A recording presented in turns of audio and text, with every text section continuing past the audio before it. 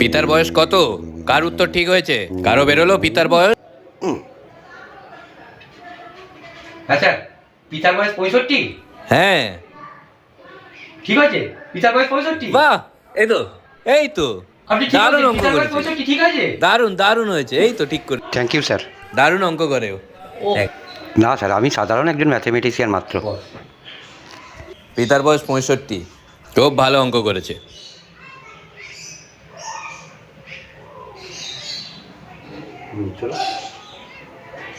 পিতার বয়স 65, খুব ভালো অঙ্ক করেছে।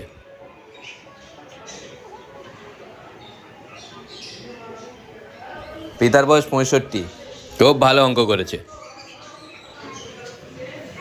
পিতার বয়স 65, খুব ভালো অঙ্ক করেছে। স্যার স্যার, আপনি এই অসাধ্য সাধন কাজটা করলেন কি করে? না, আমি এটা বলবো না যে খুব মহৎ কাজ করেছি। এটা আমার কাছে খুবই ছোট কাজ ছিল, পিতার বয়স বার করাটা।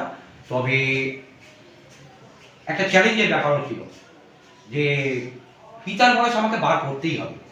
তো পিতার বয়স বার করার জন্য আমি যেটা প্রথম কাজ করেছিলাম সেটা হচ্ছে এক্স ধরেছিলাম। এই এক্স ধরাটাই হচ্ছে সব থেকে প্রথম যে মেন পয়েন্ট, সেইটাই হচ্ছে সব থেকে আমাকে আমার অঙ্কর টার্নিং পয়েন্ট করে দিত। আমি তো এও ধরতে পারতাম, জেড ধরতে পারতাম, ওয়াই ধরতে পারতাম, কিন্তু আমি এক্স ধরলাম। কেন বলতো? এই এক্স হচ্ছে এমন একটা লেটার যেটা দিয়ে পিতার বয়স খুব সুন্দরভাবে বার করা যায়। তবে এটা যার তার কাজ নয়। মহান যারা আছেন, যারা সব বিশাল অঙ্ক নিয়ে রিসার্চ করেন, তো আমিও বহুদিন ধরে রিসার্চ করছি, রিসার্চ করে তবেই আজকে আমি পিতার বয়স অ্যাকচুয়াল বার করতে পেরেছি। আমি তো ওয়াই ধরতে পারতাম, কেন বলুন তো ধরি? সেখানে দেখা যাবে ওয়াই ধরলে পিতার থেকে পুত্রের বয়স বেশি হয়ে যাবে।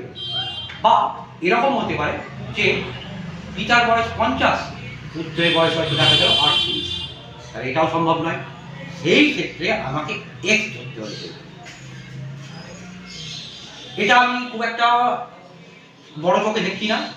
আমার এই ভাবনা চিন্তাটা বা এই যে রিসার্চ করাটা বা এই যে উত্তর বার করার পিতার বয়সটা, এর জন্য আমাকে যে নোবেল দেওয়া হবে বা নোবেলটাও আমার কাছে বড় কথা নয়।